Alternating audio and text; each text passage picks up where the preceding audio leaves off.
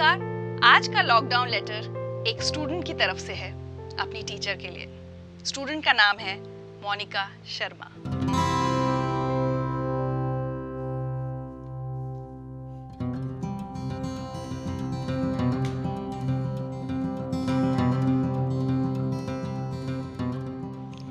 ये चिट्ठी उस टीचर के लिए है जिनसे मैं 7 साल से नहीं मिली और मुझे तो ये भी नहीं मालूम कि वो हैं भी या नहीं। लॉकडाउन के चलते घर की सफाई कर रही थी, तभी अचानक स्कूल की एक तस्वीर दिखी जिसमें मैम और मैं थे। हमेशा छोटे बाल, सख्त आवाज और अधिकार ना मिले तो छीन लेना, कुछ ऐसी थी वो। उनका नाम बैजंती दिनकर था। हमें हिंदी पढ़ाती थी। पूरा स्कूल डरता था उनसे। कमाल की बात तो ये है, आज भी मैं जब परेशान होती हूँ वो मुझे सपने में दिखी जाती है। मुझे आज भी याद है जब मैं 11वीं कक्षा में थी और उनका जन्मदिन था। उनको देने के लिए सभी बच्चे कुछ ना कुछ लेकर आए थे और मैं भी।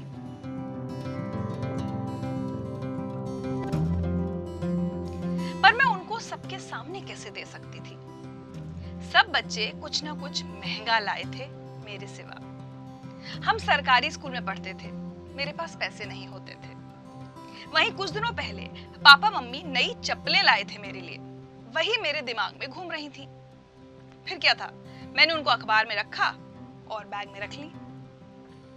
सभी बच्चों ने उनको तोहफे दिए, पर उनको मेरे तोहफे का इंतजार था। जैसे ही क्लास खत्म हुई, मैम ने मुझे बाहर बुलाया।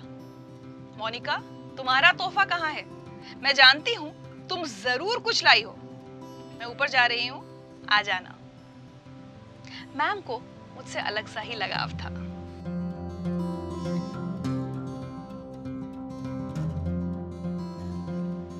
मैं ऊपर गई, वो मेरा इंतजार कर रही थी। मेरे हाथ में अखबार देखकर एकदम से छीन लिया।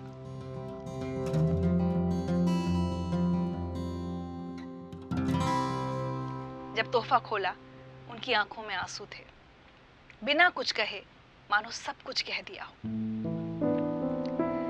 उन्होंने मुझे गले लगा लिया, पर अफसोस जब उन्होंने पहन कर देखी तो वो चप्पलें छोटी थी। मैं रोने लगी। भारी आवाज में मैम ने कहा, अरे पगली, ये चप्पलें छोटी हैं, तुम्हारा दिल नहीं। और अगले दिन वो उन्हीं छोटी चप्पलों को पहन कर आई। वो मेरी ट्यूशन की फीस दिया करती थी। जब भी कोई सैंपल पेपर आता, सबसे पहले मुझे दिया करती थी।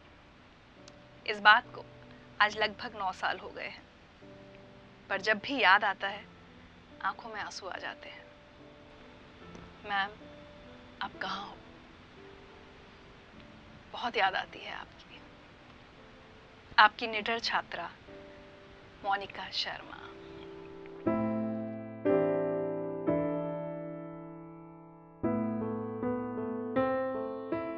मोनिका, आपका ये खत हम में से बहुत सारे लोगों को अपने उस एक सबसे फेवरेट टीचर की याद जरूर दिलाएगा। वो टीचर कोई भी हो, कहीं भी हो, हमारे दिलों में हमेशा बसते हैं। अपनी बात करूं तो मेरे लिए एक हमारी सिस्टर लौरा हैं। वो ऐसी ही हैं। उन्होंने हमें क्लास 9th और 10th में पढ़ाया, लेकिन हमारी क्लास की ज्यादातर जो लड़कियां हैं वो आज भी सिस्टर के संपर्क में हैं। और कभी भी सिस्टर को कोई परेशानी हो, किसी भी चीज़ की ज़रूरत हो, तो वो हमें से किसी को फ़ोन करती हैं और सबके सब तैयार हो जाते हैं उनका काम करने के लिए।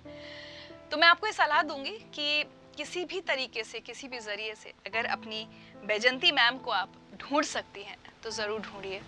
हो सकता है उन्हें इस वक्त आपकी ज़रूरत हो, इसलिए आपको उनकी इतनी याद आ रही हो। उनको ढूंढिए, मिल जाएं तो बहुत अच्छा लगेगा। All the best.